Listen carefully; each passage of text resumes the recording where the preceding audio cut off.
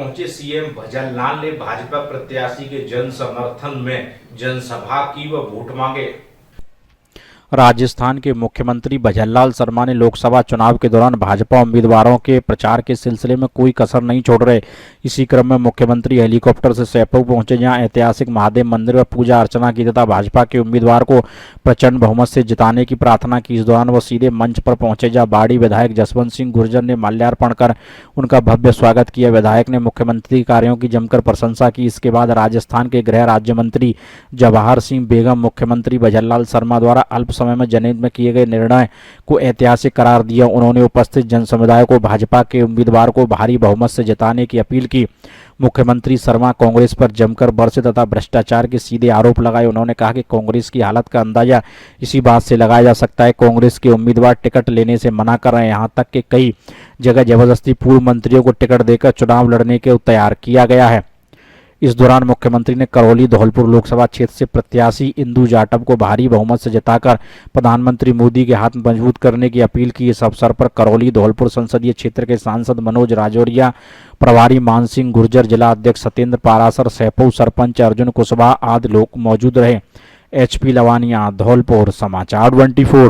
आए दिन समाचार पत्रों में पढ़ते हैं, टीवी में पढ़ते हैं, कांग्रेस की तो स्थिति ये हो गई, 4 लोग कोई अगर लोकसभा से 10 लोग चले जाएं और वो कहे कि आप हमसे समझौता कर लो, तो वो तो तैयार बैठे ना, वो तो बिल्कुल तैयार बैठे हैं। वो कहते हैं आइए भाई साहब, कम से कम आप टिकट ले जाएंगे तो आप चुनाव तो लड़ लेंगे, हमारे तो सब लोग दूर भाग रहे हैं, कोई चुनाव में आना ही नहीं चाहता। मैं आपसे कहना चाहता हूं मित्रों, जिसकी नीति और नियत में खोट होता है उसका यही इल्जाम होता है। मैं आपसे एक बात और कहना चाहता हूं, 70 साल के अंदर इस कांग्रेस ने जिस तरह से भ्रष्टाचार किया है, इन जो ये परिवार की पार्टी है या जाति की पार्टी है, इन्होंने जो काम किया है, इन्होंने राजनीतिक दलों को और राजनेताओं का भरोसा खोने का काम किया है।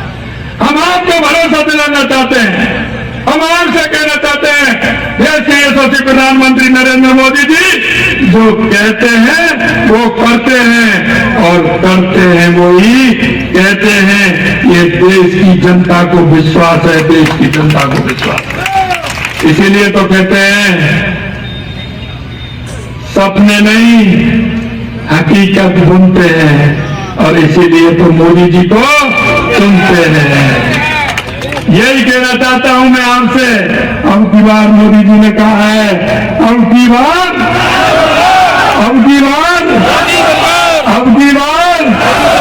फिर एक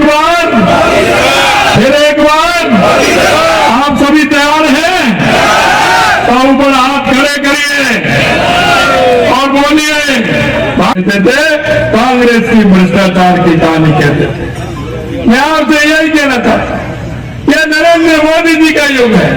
उन्होंने कहा कि भ्रष्टाचार इस देश में नहीं चलेगा, भ्रष्टाचारी इस देश में नहीं चलेगा। अगर किसी ने,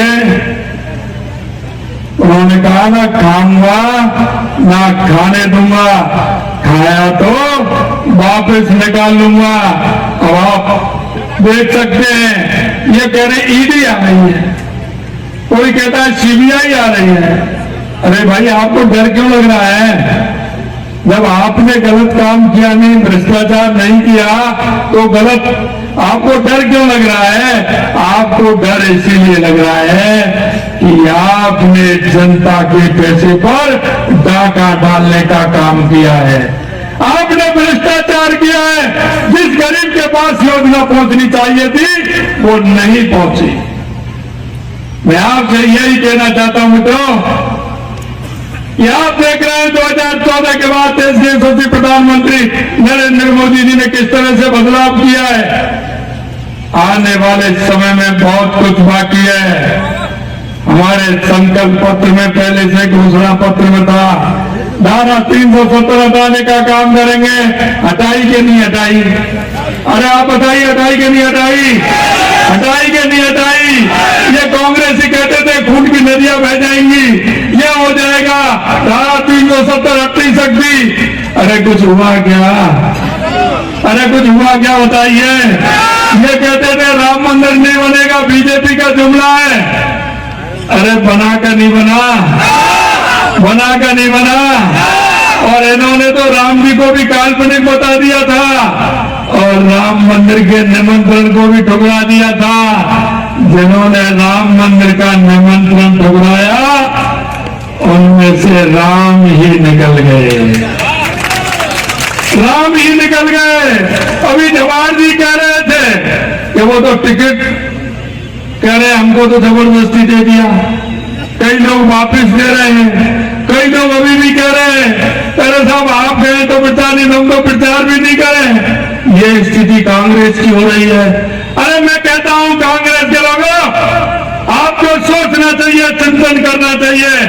जो पार्टी पंचायत से लेकर के पार्लियामेंट तक राज करती थी, सभी प्रदेशों में उसका राज था, आज क्या हो गया? क्योंकि तुम्हारी नीति और नीयत ठीक नहीं थी। तुम्हारी ये भ्रष्टाचार की कहानी और ये तुष्टीकरण की कहानी, देश को बर्बाद करने की कहानी जनता समझ चुकी है। इसलिए आपको पूरी तरह से नकार दिया, पूरी तरह से नकार दिया। पिछले 10 सालों में देश का विकास हुआ है। पहले जिस तरह की स्थिति थी देश के अंदर, आतंकवादियों से लेकर के, भ्रष्टाचार से लेकर के, तुष्टीकरण के आधार पर चलते थे, तुष्टीकरण के आधार पर। मैं आपसे यही कहना चाहता हूं 2014 के बाद देश के अंदर गरीब कल्याण से लेकर के, देश के विकास से लेकर के, देश की सीमाओं को सुरक्षित से लेकर के और देश के दुनिया में बढ़ते हुए मान और सम्मान को आप देख सकते हैं कि नरेंद्र मोदी जी के नेतृत्व में देश का सम्मान बढ़ने का काम हुआ है। मैं आपसे कहना चाहता हूं सबसे ज्यादा इस देश के अंदर 7 दशक तक कांग्रेस का राज रहा है। कांग्रेस ने हमेशा गरीबी हटाओ का नारा दिया है, लेकिन गरीबी से कभी इनका वास्ता नहीं रहा, गरीबी से वास्ता नहीं रहा। इन्होंने हमेशा जाति के आधार पर बांटने का काम किया है, धर्म के आधार पर बांटने का काम किया है, परिवार को बढ़ावा देने का काम किया है, भ्रष्टाचार को बढ़ावा देने का काम किया है, भ्रष्टाचार को।